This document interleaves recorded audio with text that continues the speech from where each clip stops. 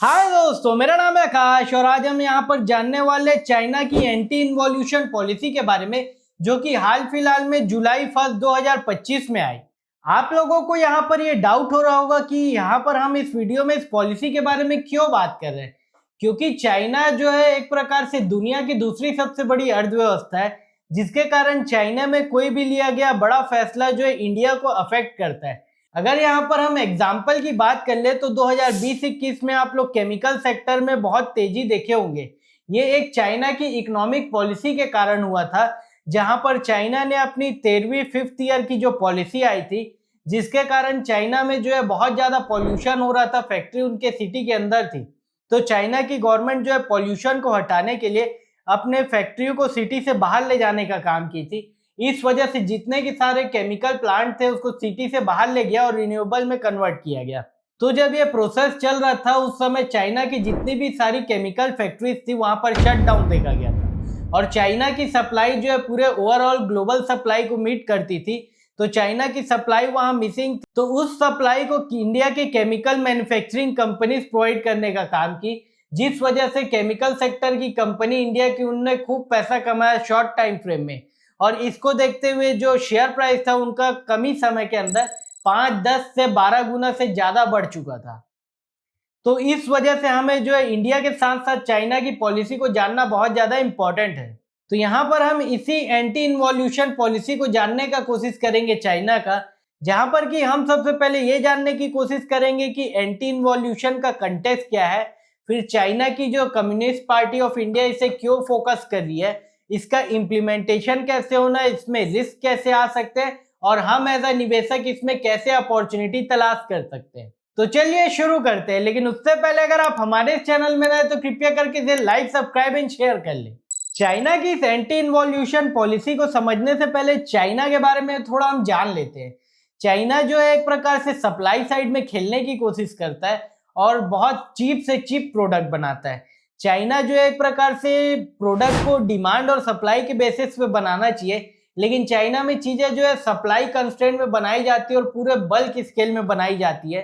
इस वजह से चाइना में जो है सस्ते रेटों में प्रोडक्ट अवेलेबल रहता है, और यही स्ट्रेटेजी को चाइना ने पूरे ग्लोबल स्केल पे अपनाया। और इस वजह से हुआ ये कि जो दुनिया में जितने भी ग्लोबल कंपनीज थी, प्राइवेट कंपनीज जो कि अलग अलग सेक्टर में प्रोडक्ट बनाने का काम करती थी, वो चाइना की इस बढ़ी हुई कैपेसिटी को मीट नहीं कर पाते थे और उसके हिसाब से अपनी कॉस्ट को डाउन नहीं कर पाते थे। इस वजह से जितने भी प्राइवेट प्लेयर है पूरी दुनिया में, उनकी कमर टूट जाती थी और चाइना का माल उस पर्टिकुलर कंट्री में अवेलेबल हो जाता था।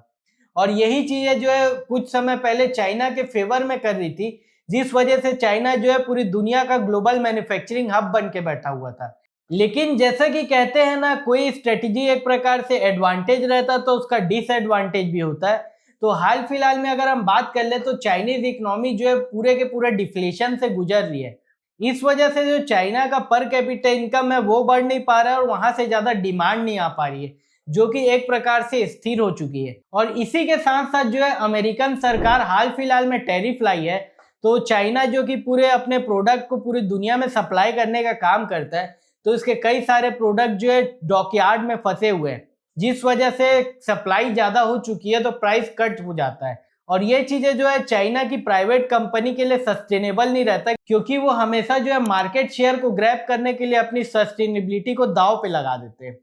और यही सारी चीजों को देखते हुए और खतरनाक कंपटीशन के चलते चाइना की सरकार ने इस पर्टिकुलर पॉलिसी को लाया है। ये पॉलिसी को कुछ समय पहले भी लाया गया था 2014-15 में, जहां पर कि स्टील और कोल सेक्टर से रिलेटेड जो कैपेसिटी बनाई गई थी उसको कम किया गया था, जिस वजह से जो पॉल्यूशन है उसका लेवल भी गिरा था। लेकिन हाल फिलहाल में अभी की बात कर ले तो ये पॉलिसी कुछ चुनिंदा 10 सेक्टर में है जहां पर की जो कैपेसिटी है उसको कट किया जा रहा है,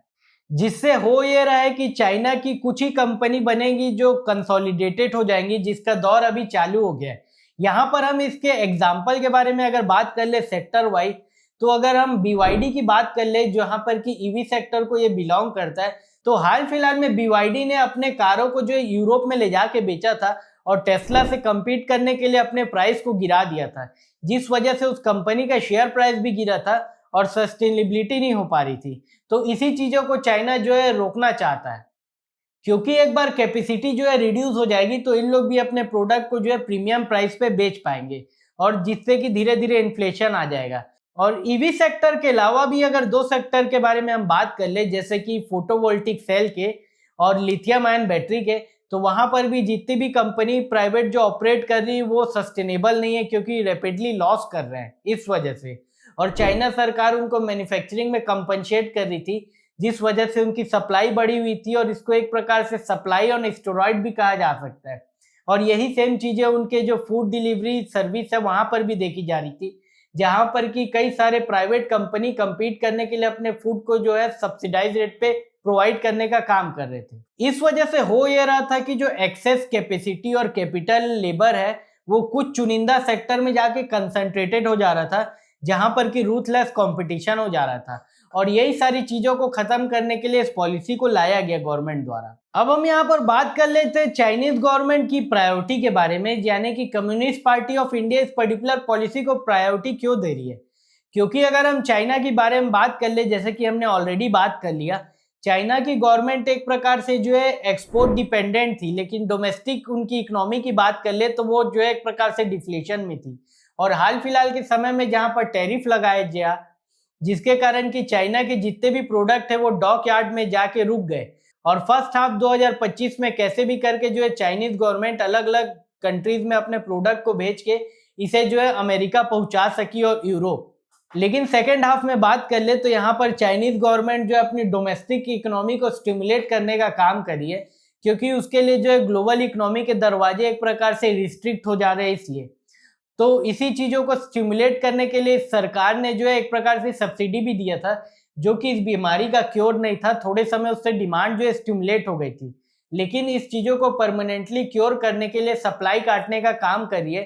जिससे कि डिमांड और सप्लाई एक प्रकार से मैच हो पाएंगे और कंपनी की स्टेबिलिटी मीट हो पाएगी। और कंपनी कमाना चालू करेगी तो उसकी जो पर कैपिटा इनकम है वो भी धीरे धीरे बढ़ना चालू होगी और कंजप्शन भी बढ़ पाएगा। जिस वजह से हो ये रहा है कि चाइनीज के अगर आप ईवी सेक्टर को थोड़ा भी ट्रैक करने की कोशिश करें तो वहां पर बहुत ज्यादा कंसोलिडेशन देखा जा रहा है। जितने भी इनएफिशिएंट प्लेयर है वो धीरे धीरे करके अपने प्लेस से हटते जा रहे हैं और बिजनेस छोड़ते जा रहे हैं, और कुछ चुनिंदा कंपनी जो पावरफुल है और मजबूत है वो धीरे धीरे करके उसको एक्वायर करके बड़ी बनती जा रही है। तो यही एक वजह है जिसके कारण कि चाइनीज सरकार इसको प्रायोरिटी दे रही है। अब हम यहाँ पर इस पॉलिसी के इम्प्लीमेंटेशन के बारे में बात कर लेते हैं। यहाँ पर जो पॉलिसी लाई गई है ये 2.0 पॉलिसी सप्लाई साइड की, तो वहां पर 10 मेजर सेक्टर को यहाँ की सरकार जो टारगेट करने का काम कर रही है। वो सेक्टर का नाम है ईवी सेक्टर है, बैटरी लिथियम आयन वाली वो सेक्टर है,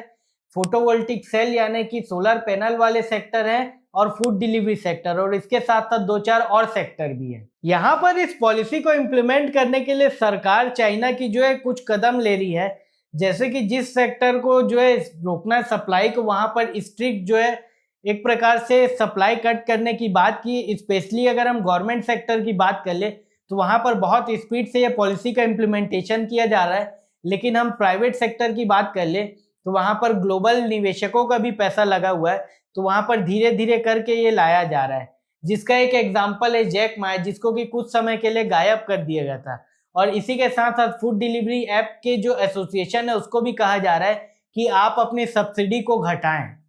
और चाइना की गवर्नमेंट इस पर्टिकुलर सेक्टर में कंप्लायंस को भी बढ़ाने का काम किए, जिस वजह से जो कैपेसिटी उसको धीरे धीरे करके रिड्यूस किया जा रहा है। तो चलिए अब हम यहाँ पर बात कर लेते हैं इस पॉलिसी के रिस्क की। तो यहाँ पर इस पॉलिसी से रिलेटेड रिस्क ये हो जाता है कि जो ओवर कैपेसिटी उसको खत्म किया जाता है, तो वह उस सेक्टर में जितने भी लोग जो है एम्प्लॉयड रहते हैं उनकी जॉब कटती है, तो कुछ समय के लिए जो है मैसिव तरीके से जॉब लॉस होता है। और इस जॉब लॉस के कारण पर्टिकुलर लोगों की जो इनकम है वो रिड्यूस हो जाती है और उनका कंजप्शन जो है रिड्यूस हो जाता है। तो इस वजह से हम कुछ क्वार्टर में जो है थोड़ा डिमांड का स्लो डाउन देख सकते हैं, लेकिन लॉन्ग टर्म में अगर हम बात कर ले तो प्राइस स्टेबल होंगे, कंपनी प्रॉफिटेबल होगी, सस्टेनेबल होगी, तो धीरे धीरे ओवरऑल इकोनॉमी के लिए एक प्रकार से बेहतर होगा। क्योंकि जब प्रॉफिट कंपनी कमाना चालू करेंगी तो वेजेस हाई होंगे, और उस बढ़े हुए वेजेस से पर कैपिटा इनकम बढ़ेगा और उससे बढ़ी हुई कंजप्शन आ पाएगी। तो ये पॉलिसी चाइना के लिए जो लॉन्ग टर्म में बहुत फेवरेबल है। लेकिन उसी जगह अगर हम दुनिया की बात कर ले जहां पर कि इसके सस्ते प्रोडक्ट को हम उपयोग करते थे चाइना के,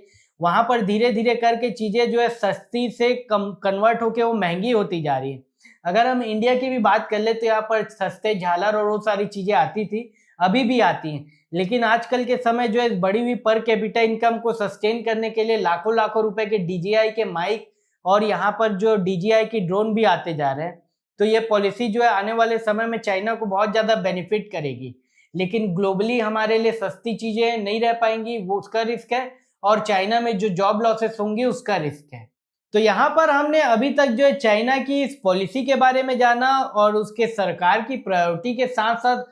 होने वाली इसके इम्प्लीमेंटेशन और इसके रिस्क के बारे में भी जाना। तो चलिए अब हम यहाँ पर एज अ निवेशक तौर पे इसके पॉलिसी को देखने की कोशिश करते हैं।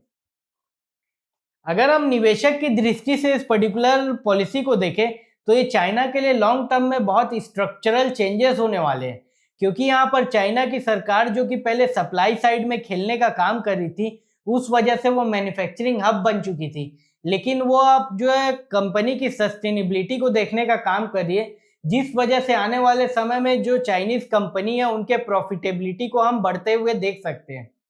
तो यहाँ पर जब चाइना की कंपनी जो कि बहुत ज़्यादा लिस्टेड मात्रा में है और ये अमेरिकन डेरिवेटिव एक्सचेंज में और हांगकांग में भी लिस्टेड है, तो इनके शेयर प्राइस भी धीरे धीरे करके बढ़ना चालू हो चुके हैं। और अगर आप चाइनीज मार्केट के बारे में बात कर ले तो सिग्निफिकेंटली जो है बहुत तेजी से आउट परफॉर्म करने का काम कर रहा है।